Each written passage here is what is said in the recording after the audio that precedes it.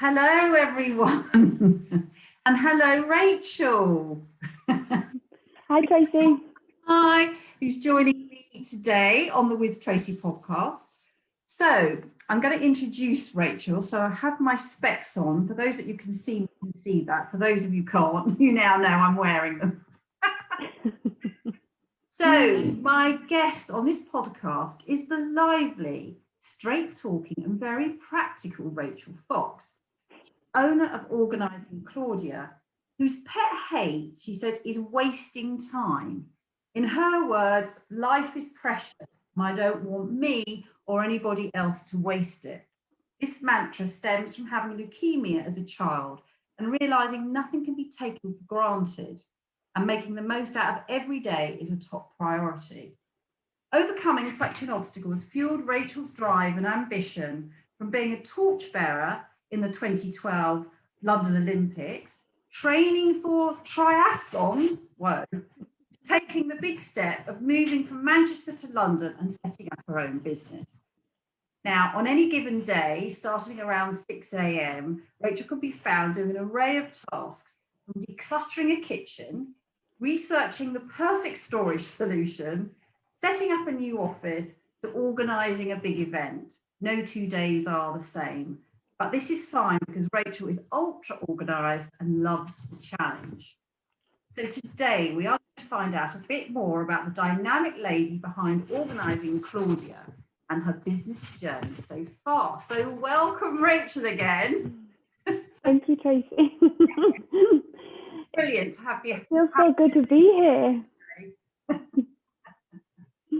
So I wanted to ask you, so I'm going to kick off before we delve into too many questions about your business. I'd just love to know what it was like being a torchbearer for the London Olympics. How did that happen?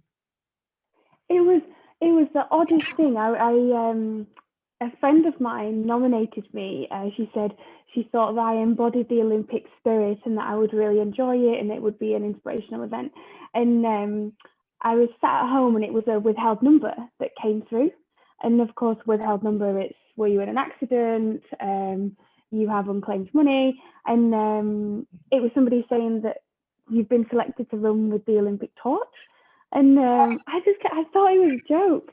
And I just kept asking them, are you sure this is me? Are you sure this is for me? It was a really odd phone call, but the event itself was absolutely amazing. I think it rained and rained and rained the whole day, so the pictures were terrible, but it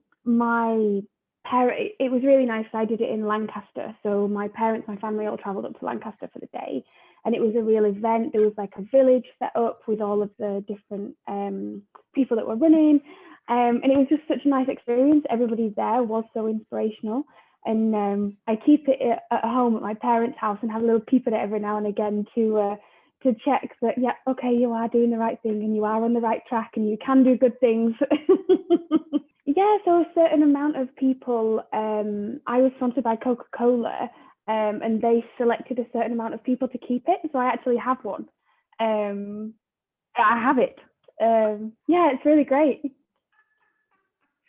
Oh, wow. I had no idea that, some people get to keep them or keep a kind of copy of, I guess. Yeah, I mean, I keep it very, very nice and tidy, so I don't want it to get ruined. But every now and again, I do like to look at it and just think, oh, wow, that was quite an experience. Now, I know that you don't want to dwell on this at all, but you grew up in Manchester.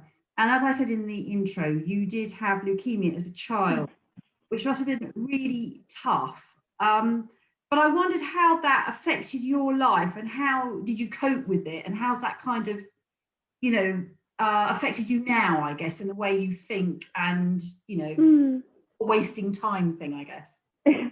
I mean, it's definitely affected the wasting time thing.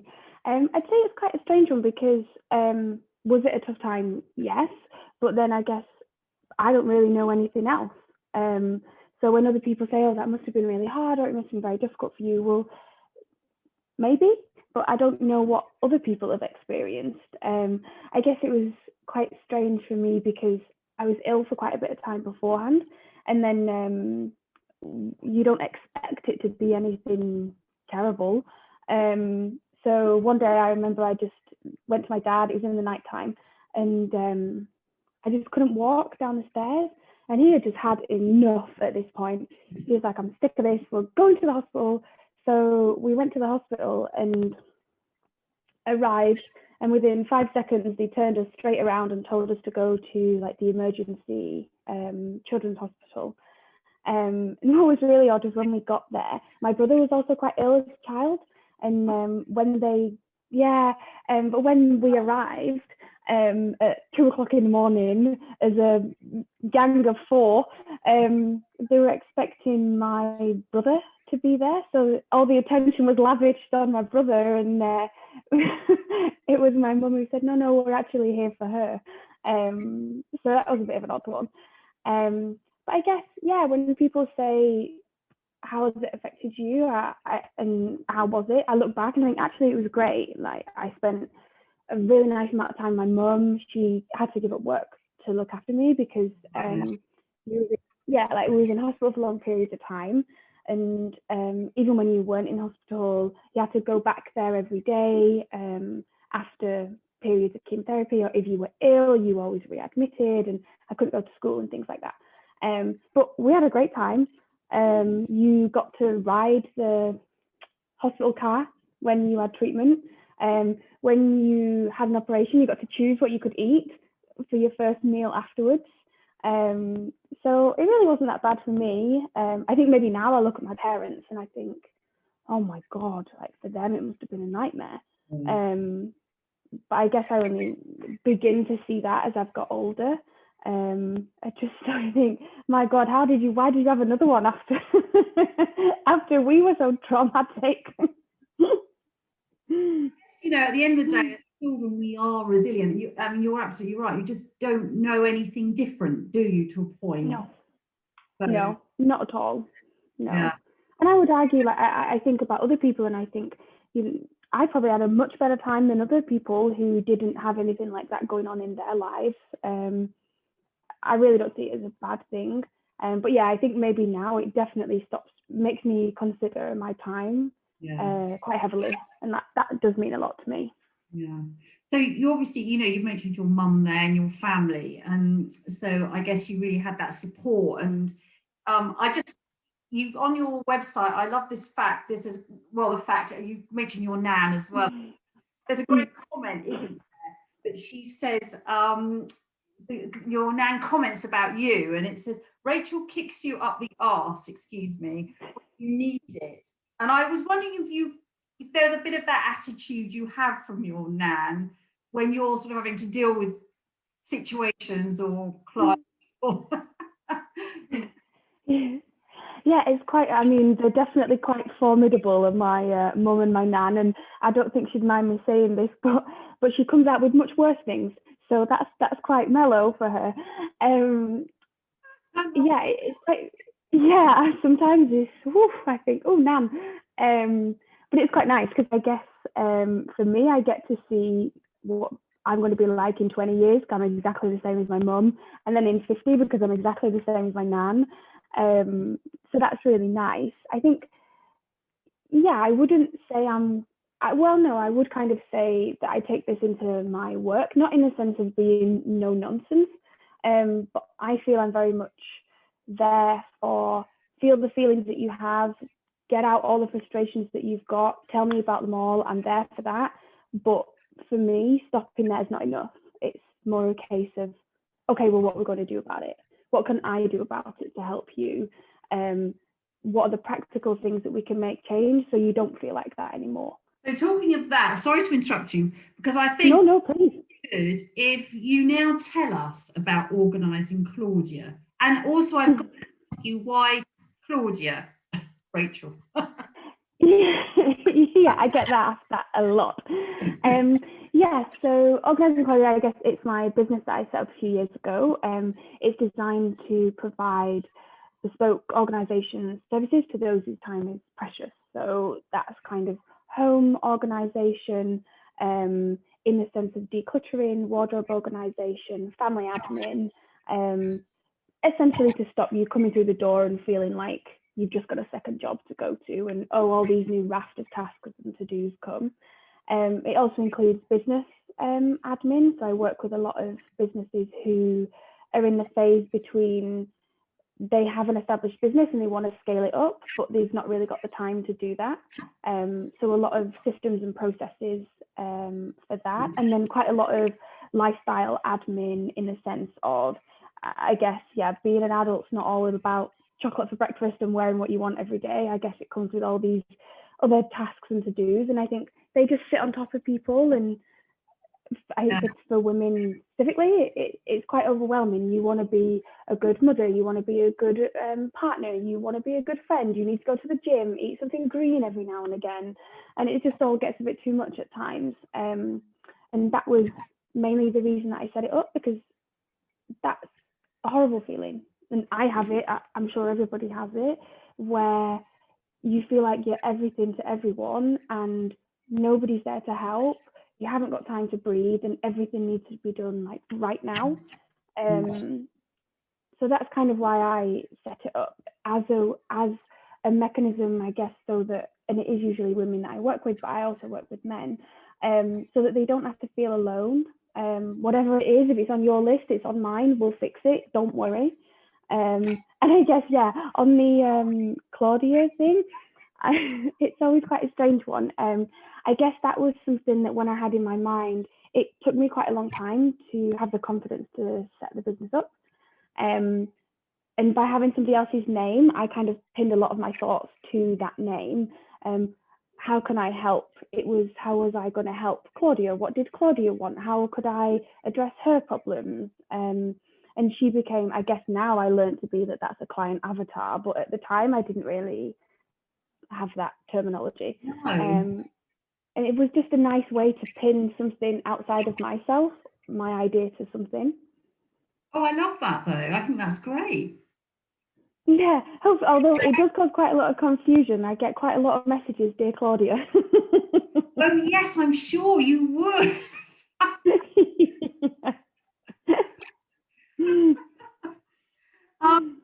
So, I mean, so when I mentioned earlier, you know, like, oh, you could be sorting someone's or decluttering someone's closet, or, you know, yeah, so you were saying about people being overwhelmed, you know, for those people who are listening, you know, we have gone through a very, oh gosh, unprecedented times in the recent year.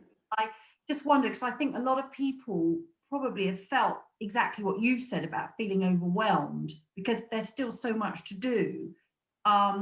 Actually, we've all felt a bit more trapped. I guess things felt more on top of us.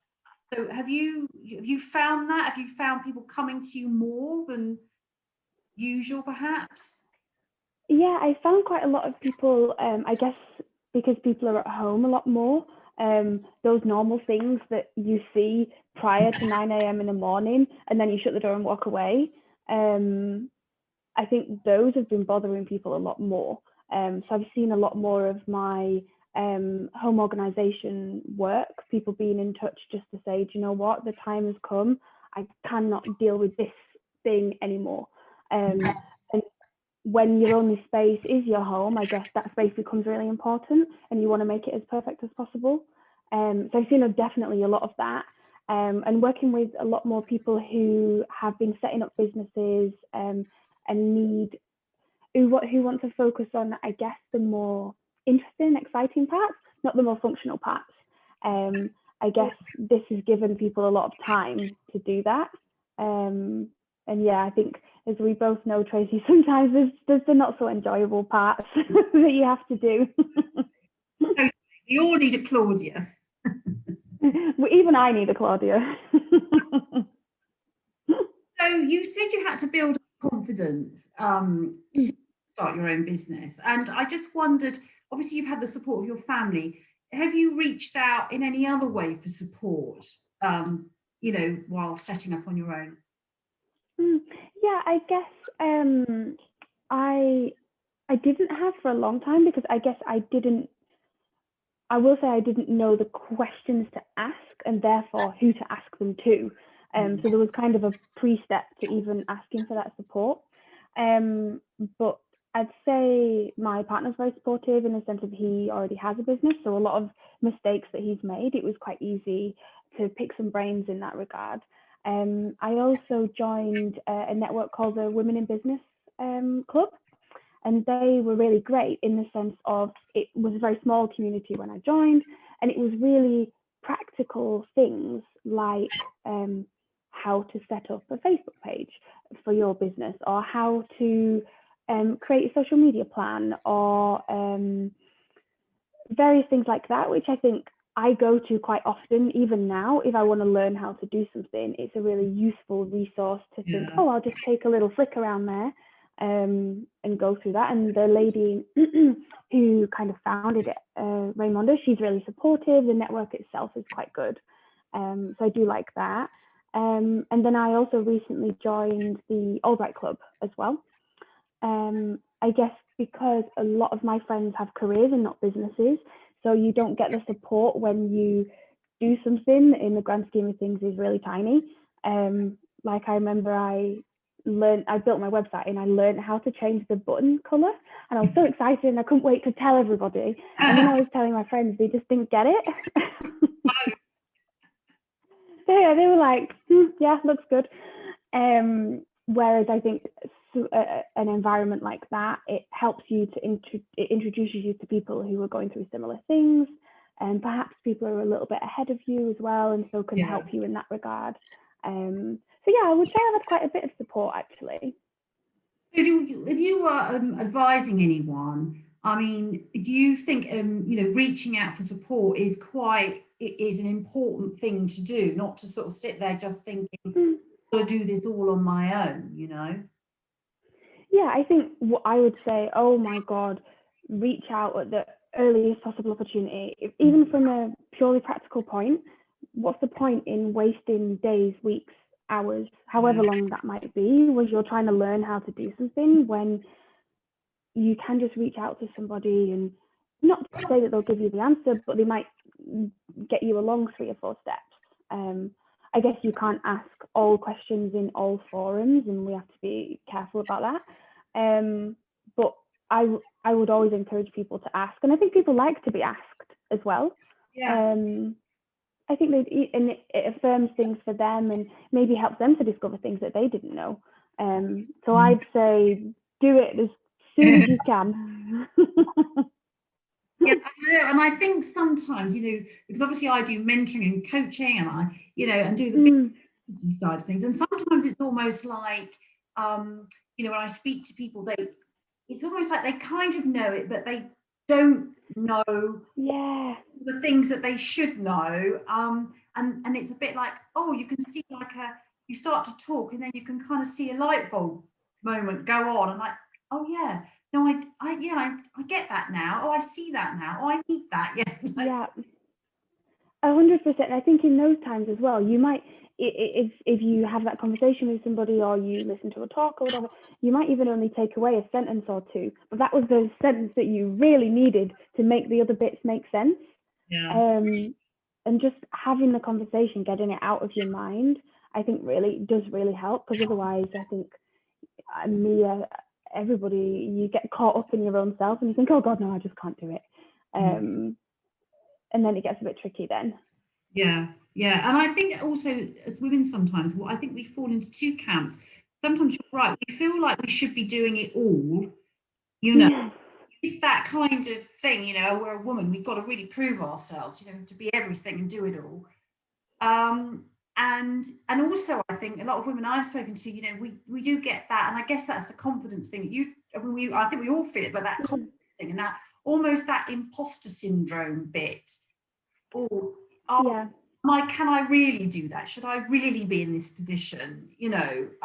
Exactly. Yeah, or even things like, I don't know enough. When I know this, I will do the action, or go to the next step. And whereas I think for men, that's probably easier in the sense that they don't necessarily have as many of those thoughts. Whereas I definitely do second guess myself, and then you have to shake yourself out of it a little bit. I think you're right. I think sometimes we can almost think there's too many boxes to tick before taking action. we find something else that we've got to do. Oh, we can't quite do that yet because I've still got to do this. Exactly. And about like, just do it. Yeah, definitely. That would be my advice. Just do it. Just do it. Now, you obviously have overcome, a few challenges in your life, but I wondered on the business front, what have you found been the biggest challenges setting up your business? And any like major learnings on that? Yeah, I think I would probably say the first one, I think we've addressed it. It was just having the confidence to begin. Or if you're working at the time, when you get home at 6 or 7 o'clock, then you make dinner and you do those things. Who wants to sit down at 9 o'clock and start thinking about something that they don't feel so confident about anyway? I think that was quite hard. And then with that, I just found myself, just one small thing a day, just don't put any pressure on yourself. Do a little bit of research for half an hour and see what happens, see where it takes you. So I think that was a really big challenge in the beginning. And I always berate myself because I think, my God, if I would have set this up 2 or 3 years ago when I had the idea, where would you have been? But I guess you can't really think like that. You are where you are and that's it. But that is tricky.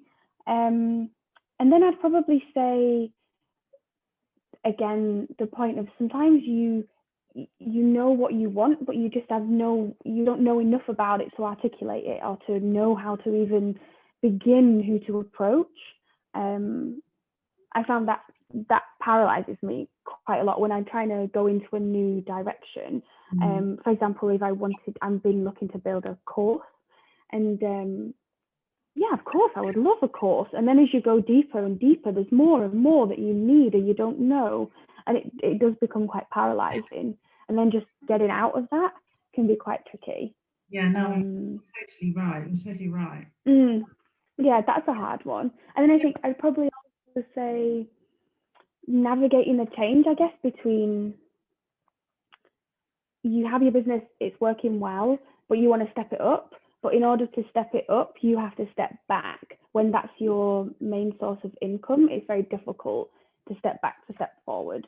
And I guess that's kind of where I feel at the moment, where I know that's what I need to do, but it's just a very difficult choice to make and a time to do it, really. I think I think there is a very fine line with that, totally. And one of the things I do is you work with startups, but then also there's companies there that have been ticking along for a long time, and they've got to go, they've got to make some changes. They're going to grow. You as a business, that's what having a business is all about, growing. And you're right, stepping back, delegating, taking the time to review.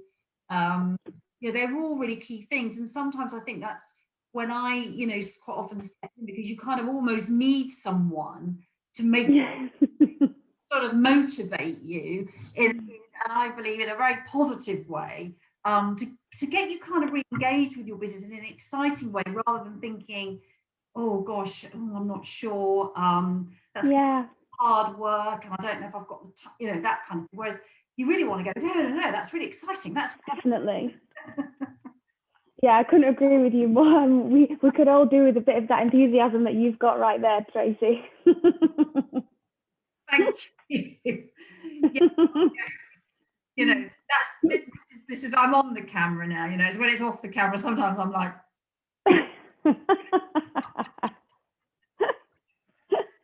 And we all are. I'm sure we all are. Leads me on to my next question, and we've touched on it a little bit, but you go in to help people, and if they're feeling overwhelmed and they need some help, and you've said at times you maybe feel overwhelmed, and I just wondered if that does happen to you, what are kind of your how do you deal with that? What are the things that you kind of do to help you think, I've got to step back from this a bit? It's I think it's quite cliche, but a cup of tea. Exactly. Yeah, I think you'll often, if there's I see myself as it looking like this. I don't know what it looks like from the outside, but essentially there's chaos all around and I'm sat there calmly having a cup of tea or painting my nails or something like that. Because if you don't take that time, everybody just takes it off you. I think I'm quite strict when I'm feeling like that to say, nope, I need half an hour and I'm going to have a cup of tea, read a magazine, paint my nails, do something like that. And they're kind of my go-to things for relaxing, taking some time out. A friend of mine bought me a magazine subscription for my birthday. I think it's one of the best birthday gifts I've ever had. I think we've all got used to painting our own nails. I mean, I have realised what a skill it is, you know, and I sort of sit there and I have to be in the right frame of mind. You're absolutely right. And I have to, you know, have everything ready because I know it's going to take me ages. It's painful. Because otherwise, if you rush it, it goes everywhere, you know? It's like, oh. Yeah. Anyway. Yeah. You only did them yesterday. I said, yeah, I know, but they got chipped. I need to do them again. I'm constantly painting them. I'm forever saying, could you just give me 5 minutes? I've just got a nail drying or something. Oh, we do miss our beauticians. We can't wait. Oh, gosh. Yeah, I was quite lucky when we had a break in the lockdowns. I think it was in November. I had every single possible beauty procedure done that I could possibly get done, and I came out. I felt like a new woman. No, totally. It was great. I know. I remember after the first lockdown, going to my hairdressers, and when I came out, I can't tell you. I just thought, oh, whoa! You know, I feel like those last 5 months have been shed. You know, it's like, oh. Yeah, I thought I'd gotten away with it. And then I went home and my mum told me in no uncertain terms that I needed to do something with the hair. So I had to go and promptly make the hair appointment. So I was thinking though about the whole overwhelming thing, and you know, you say a cup of tea, but we mentioned in the intro, you know, the triathlon thing. So how do you fit that in? Because that's quite. Is it a triathlon? I mean, gosh. Yeah, it was. Well, the pipe dream is to swim the channel. So I thought that was, how would I say, a less lofty goal to begin with. But I like to do that in the morning. So I usually do that maybe before I begin my working day, because I think once the day's began, it's kind of already passed. But it's a nice time you can't concentrate on anything else, in the sense of you don't have your phone in your hand. So when you're swimming or running or whatever you're doing, it's also time just for yourself to process what's going on. And I think it's important as well for me, when my body feels strong, then it helps. That's an outward reflection of your mind feeling strong as well. So I look to that and think, oh gosh, yeah, you can do it. Yeah, good for you. I mean, I have to say, I've done a bit of running in my time, and you do, but I mean, the thought of it, I do like swimming, but not swimming. Well, because I think with the triathlon, do you swim first? Yeah. Then cycle, is it, and then run? Is it that way around? Yeah. Yeah, although I made a mistake of, I'd swam outside in an outdoor pool, but I hadn't swam in the open water very often. And so I only did it a few times before I actually did the triathlon. And it was so strange swimming with other people. You got kicked in the face, your goggles were falling off. And then I thought, oh my gosh, I don't know how I'm going to manage this anymore. But we got to the end. I was going to say that, but I have to say that having watched it a few times, it looks terrifying when they're in the water. They're all together. I mean, it looks like they're swimming with their elbows, to bash someone else out the way. I mean, yeah. I mean, yeah. There was many bashes to the head going on. Dangerous stuff. Yeah. And we've talked a bit about, the last 12 months and how that's affected your business. So I'd like to ask you, you're very organised, organising everyone else's life. Are you as organised in your own life? Again, yeah, I do get asked that quite a lot as well. I think, I guess I would say I'm quite an organised person. Not to say I'm 100% perfect, because I don't think that anybody is, but I do take a lot of care over how I plan my day to make sure that I'm really fitting the most into it. Sequencing things is quite important to me. So making sure that you're doing things in an order that's logical and it makes sense for you to not be wasting time. I think as well, I have a paper diary, constantly writing in the paper diary, and that kind of helps to keep me on track. I put everything in the same place. So I think that helps me to feel like things are not forgotten about. And then my partner goes crazy, but every night before I go to bed, I have to have 10 minutes to kind of clean down, as it were, for the day, and just make sure everything's back in the place in the home. And I think that really helps when you wake up the next day.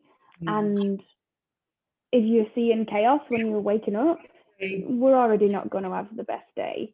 I don't think it sets you off very well. So that's something that I do, and I always recommend my clients to do. I mean, I know even 10 minutes, some people don't even have 10 minutes, but anything that you can do to prepare in the evening for the next day, I always think is really helpful.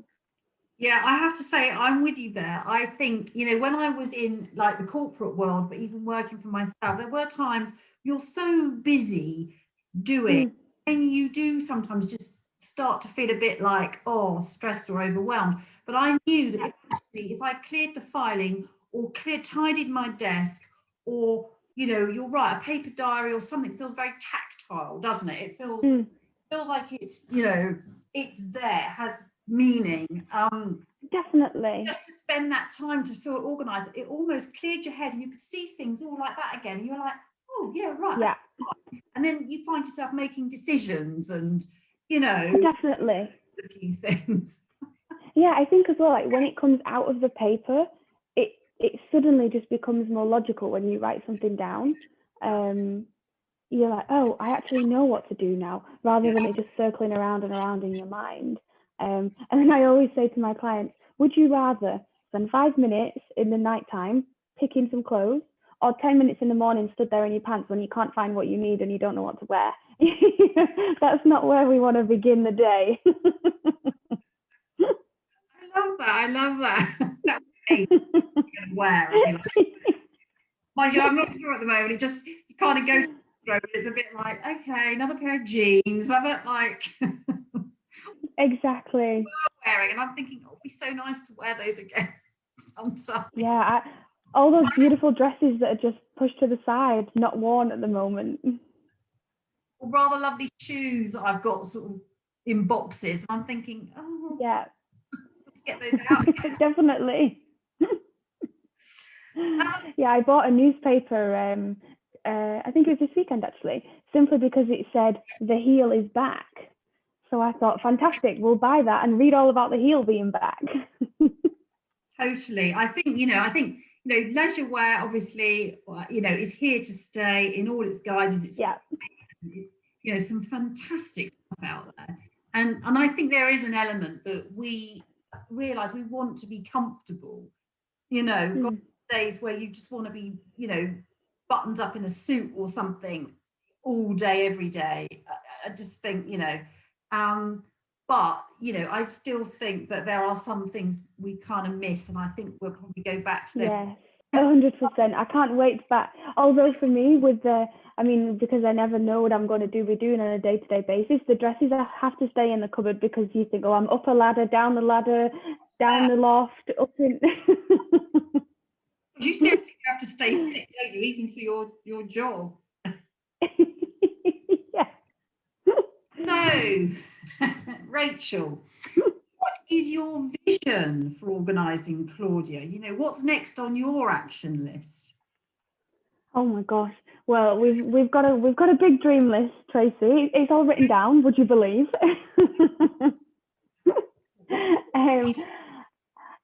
I guess at the start of the year, I kind of made a list of, I think there was 6 or 7 things that I really wanted to do, or that would help me in terms of growing the business. So some of them were small things like setting up a newsletter, having a new branding shoot, things like that. Others were making a course, like a home organisation course, something really short for either different rooms of the house or for different issues that people might be facing. So they're smaller goals, I guess, whereby the bigger goals growing my business. And I think that's quite nice because I find it quite difficult to look so far in advance and keep motivated for it. So to have smaller goals, I think is quite helpful. I guess in the very grand scheme of things, I just want to do my bit so that people don't have that feeling where they sit at home and it's 11 o'clock at night and they've got a to-do list as long as their arm and they feel like they've got no one else to turn to. I think that's a horrible feeling. So whatever I can do to help that or to make people know that this is a service that's available, you don't have to do these things alone, would be really great. Like that, I would really like that. Oh, that's lovely. And I think it's so important to have, goals don't have to be huge things that you just sort of hang there and you think, am I ever going to reach that? Having small goals as well is the stepping stone, isn't it? And also, you're right, you should have long-term goals, but equally your path might change and you might have other opportunities. So, you want to keep that flexibility, I think. Yeah, definitely. And it's nice because then when you achieve something or when you, for example, when you send out the first newsletter, it feels like an achievement and then it spurs you on for the next achievement. And actually, they're all working in the same direction. So I think for me personally, that's something that works really well. So yeah, I've got kind of quite a few smaller goals, but ultimately to just promote the work that we do so that people don't feel like they're alone. No, that's lovely. That's so nice. Now, Rachel, I always like to ask my guests if there's one piece of advice or one key learning you would like to share to others who are either setting up their own business or even on their business. I guess for me, I think for most people, their piece of advice is always just start. And sometimes that's a bit more difficult than just start, or else of course we'd be doing it. I guess mine would be just choose the things that you like about the business. For me, the first thing I did was design a logo. And actually it was just spend half an hour just drawing and see what you come up with. Keep it curious, don't put pressure on yourself to make something amazing. So I think I would just say allocate yourself the time to not say, oh, in 1 month we're going to have $1 million business, but more, I'm just going to take the time to explore and maybe see where this takes me. I think that was quite a nice thing for me.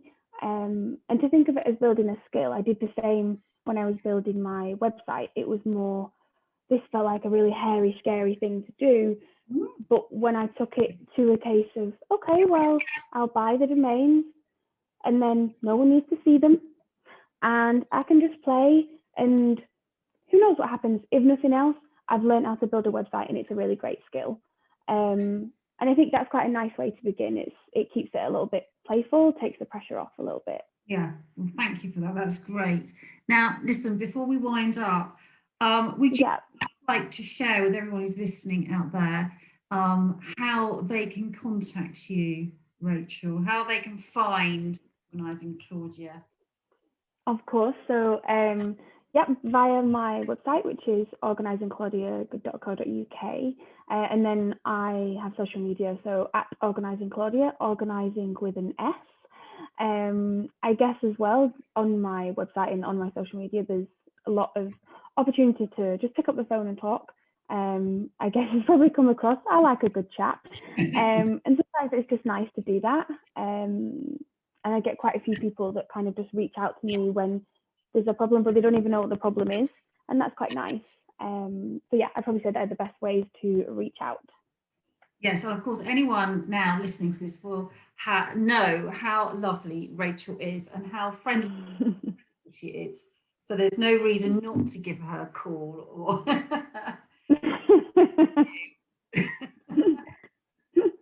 Rachel, Thank you so much again for being a guest on my With Tracy podcast. Would you do me the honour and come back in some time and tell us how you're getting on? Yeah, I would love to. I think it could be my accountability partner as well, to make sure I do these things that I say I'm going to do. No, I would love to, of course. And it's just been really nice just to take the time to chat with you today, to, I don't know, talk through some of these things. Even when we're speaking through them now, there's some things that I think, oh my gosh, you think about things a bit differently, and it's just been really nice to chat. So I really appreciate you inviting me along, Tracy. Oh no, I love talking to you, Rachel, and I'm so glad. Thank you so much again for being on with Tracy.